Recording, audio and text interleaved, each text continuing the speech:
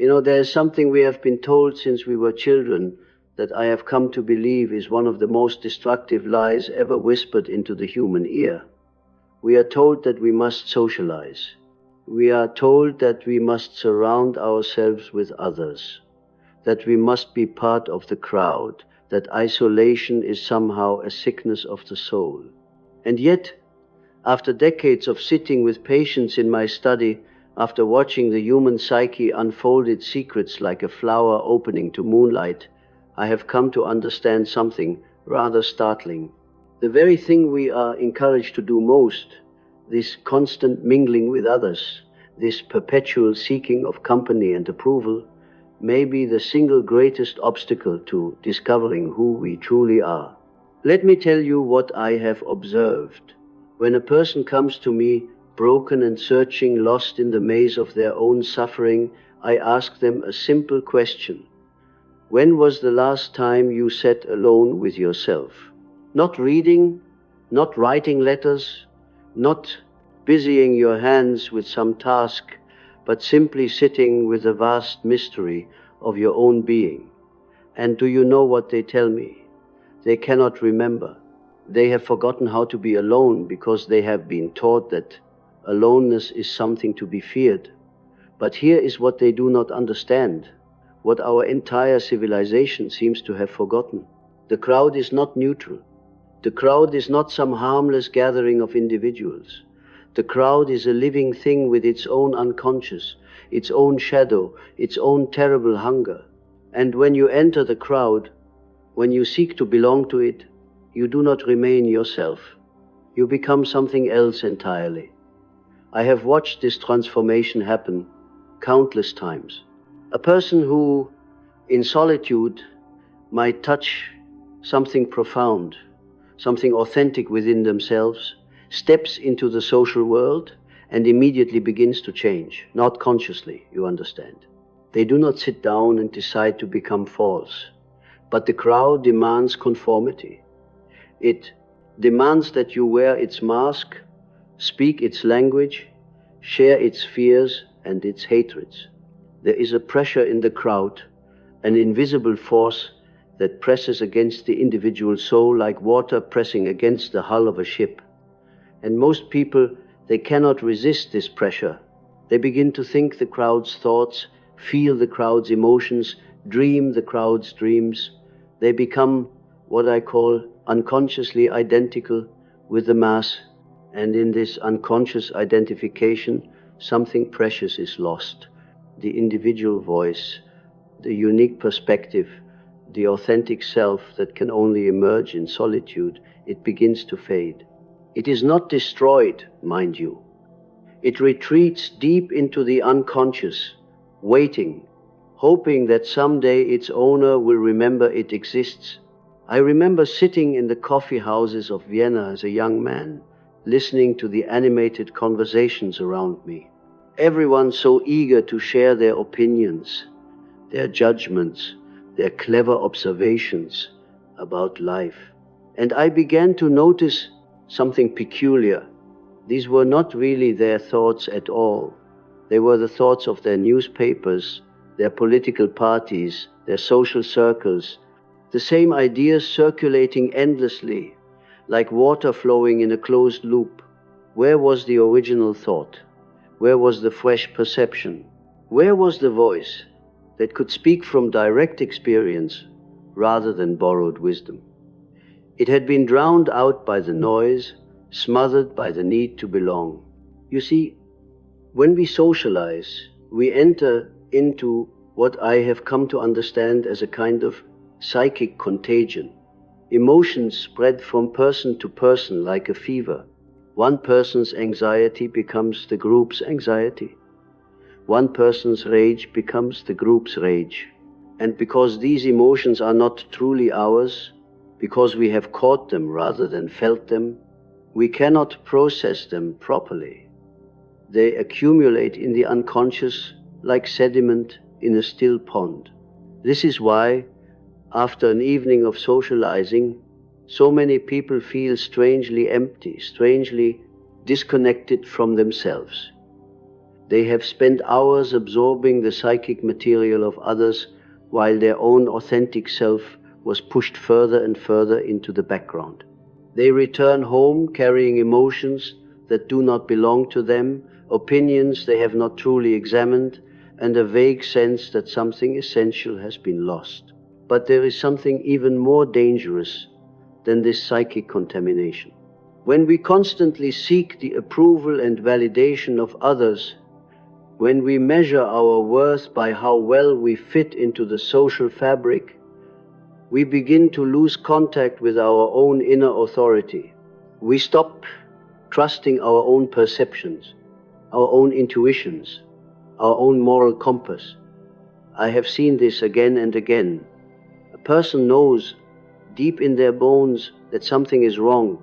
They feel it in their body, sense it in their dreams, hear it whispering in the quiet moments. But when they enter the social world, when they test this knowing against the opinions of others, they are told they are mistaken. They are too sensitive, too dramatic, too negative. And slowly, gradually, they begin to doubt themselves. They learn to ignore that inner voice, to dismiss those uncomfortable feelings, to trust the crowd's judgment over their own direct experience. This is how we lose our souls, piece by piece, in the name of belonging. The crowd, you see, has its own agenda. It needs members who will not question, who will not disturb its comfortable illusions, who will not point out that the emperor has no clothes. And so it rewards conformity and punishes authenticity. It offers belonging in exchange for truth. Most people make this trade without even realizing it. They give up their individual perceptions, their unique insights, their capacity for independent thought, and in return they receive the warm feeling of being accepted, of being part of something larger than themselves. But what they do not understand is that they have sold their birthright for a bowl of porridge, for there is something within each human being that is meant to stand alone, to see with its own eyes, to think its own thoughts. This is what I call the self, the authentic center of the personality. And this self cannot develop in the crowd. It needs solitude like a plant needs soil. It needs silence like a musician needs to hear the spaces between the notes. When we are constantly surrounded by others, constantly responding to their needs and expectations and demands, we never have the opportunity to discover what we ourselves truly think, truly feel, truly desire. We become like actors who have played their roles so long they have forgotten who they were before they put on the costume. This is why I tell my patients to spend time alone. Real time, difficult time. Time when they must face themselves without distraction, without the comfortable buffer of other people's personalities to hide behind. Because it is only in this solitude that the authentic self can begin to emerge. At first, this aloneness is terrifying. We are so accustomed to defining ourselves in relation to others that we hardly know who we are when there is no one else present. We feel empty, anxious, lost.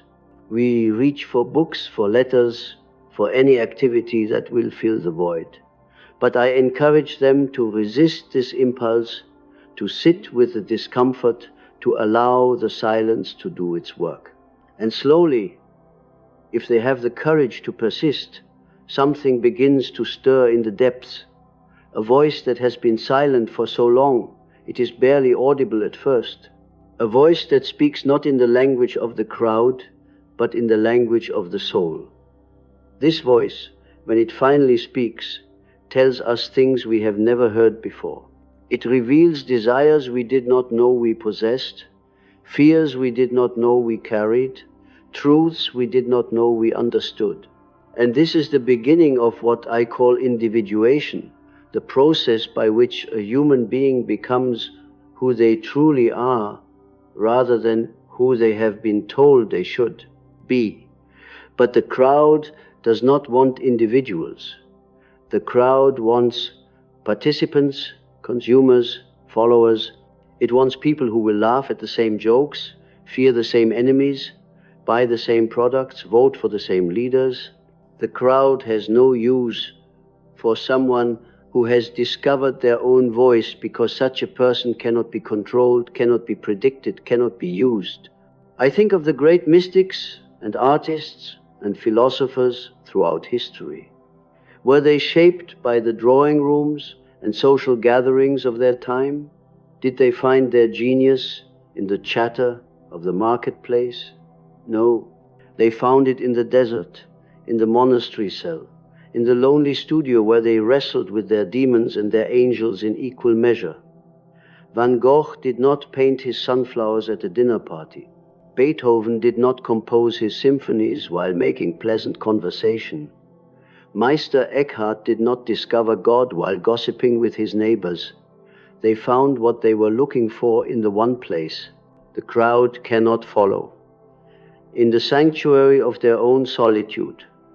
And yet we are told that such solitude is unhealthy, antisocial, selfish. We are encouraged to network, to socialize, to never miss an opportunity to connect with others. But what if this constant connection is actually a disconnection from something far more precious? What if, in our rush to belong everywhere, we end up belonging nowhere, not even to ourselves? I have observed that those who spend their lives seeking the approval of others never quite find it. There is always another person to impress, another group to join, another standard to meet. They become like actors, rehearsing for a play that never opens, perfecting performances for an audience that is never quite satisfied. And the terrible irony is that the very thing they seek, genuine connection with others, can only be achieved when they first connect with themselves. You cannot give what you do not have. You cannot love others authentically if you do not know who you are. You cannot offer your gifts to the world if you have never taken the time to discover what those gifts might be. The crowd offers us a kind of pseudo-connection, a simulation of intimacy that satisfies our surface needs while leaving our deeper hungers untouched. We can spend an entire evening surrounded by people, talking and laughing and sharing stories, and still go home feeling profoundly alone. This is because we have been connecting mask to mask rather than soul to soul. But when someone has done the difficult work of solitude, when they have faced their own darkness and integrated their own light, they bring something entirely different to their encounters with others. They bring presence rather than performance. They bring curiosity rather than judgment. They bring themselves rather than a carefully constructed persona. Such a person does not need others to validate their existence. They do not seek approval because they have found their own approval. They do not fear rejection because they have already accepted themselves. And paradoxically, it is precisely because they do not need others that others are drawn to them. There is something magnetic about authenticity. When we encounter someone who is genuinely themselves, who speaks from their own experience rather than from borrowed ideas, who acts from their own values rather than from social expectations, we feel it immediately. We sense that we are in the presence of something real in a world full of imitations. But this authenticity cannot be manufactured. It cannot be learned from books or acquired through techniques. It emerges naturally from the depths when we have the courage to spend time with those depths, to listen to what they have to tell us, to honor what we find there, even when it contradicts everything we have been taught. I remember a patient who came to me complaining of a terrible restlessness. He could not sit still, could not be alone, felt compelled to fill every moment with activity or company. He scheduled his days so tightly that there was no space for silence, no room for reflection. And he wondered why he felt so empty, so disconnected from any sense of purpose or meaning. When I suggested that he spend 1 hour each day in complete solitude, with no books, no letters, no tasks to occupy his hands, he looked at me as though I had suggested he cut off his own arm. "But what would I do?" he asked. And I replied, "Nothing. That is precisely the point." It took him weeks to tolerate even 15 minutes of such emptiness. He would sit in his chair, fidgeting, checking his pocket watch, making lists in his mind of all the important things he should be doing instead. But gradually, as he learned to resist the urge to flee from himself, something began to shift. He started to notice things he had never seen before: the quality of light in his room, the sound of his own breathing, the thoughts that arose unbidden from some deep place within him. And slowly, very slowly, he began to remember who he was beneath all the roles he played, all the expectations he carried, all the noise that had been drowning out his own voice for so many years. This is what solitude offers us. Not loneliness, but a return to ourselves. Not isolation, but a preparation for genuine connection. Not emptiness, but a clearing away of all that is false, so that what is true can finally be seen. When we understand this, when we recognize that our constant socializing may be nothing more than a flight from ourselves, everything changes. We begin to choose our companions more carefully. We begin to value quality over quantity in our relationships.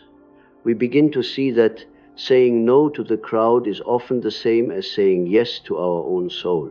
So I ask you now, as I have asked so many who have sat in this chair before you, when will you give yourself permission to be alone? Not the desperate aloneness of the abandoned, but the sacred solitude of the seeker. When will you stop running from the one person you were born to meet, the one voice you were meant to hear above all others, your own? The world will not thank you for this choice. Society will call you strange, antisocial, perhaps even sick. But the world does not know what you know now. The world has forgotten that every great truth, every authentic insight, every genuine work of art or love or wisdom has emerged not from the chatter of the crowd, but from the silence of the individual soul. I cannot make this journey for you. No one can. You must walk into that silence alone, must sit with whatever you find there, must learn to distinguish between the voice that is truly yours and all the borrowed voices you have been carrying like stones in your pockets. But I can promise you this: what you discover in that solitude will be worth more than all the approval you might have won from the crowd. For you will discover something that no one can take from you, something that does not depend on others for its validity. You will discover yourself. And perhaps when you have found that authentic self, you will return to the world. But you will return differently, not as one who needs to belong, but as one who chooses to connect. Not as one who seeks validation, but as one who offers it. Not as one more voice in the crowd, but as a unique note in the great symphony of human consciousness. This is the paradox I leave you with. Only by learning to be truly alone can you ever hope to be truly together with another. Only by finding yourself in solitude can you offer anything real to the world.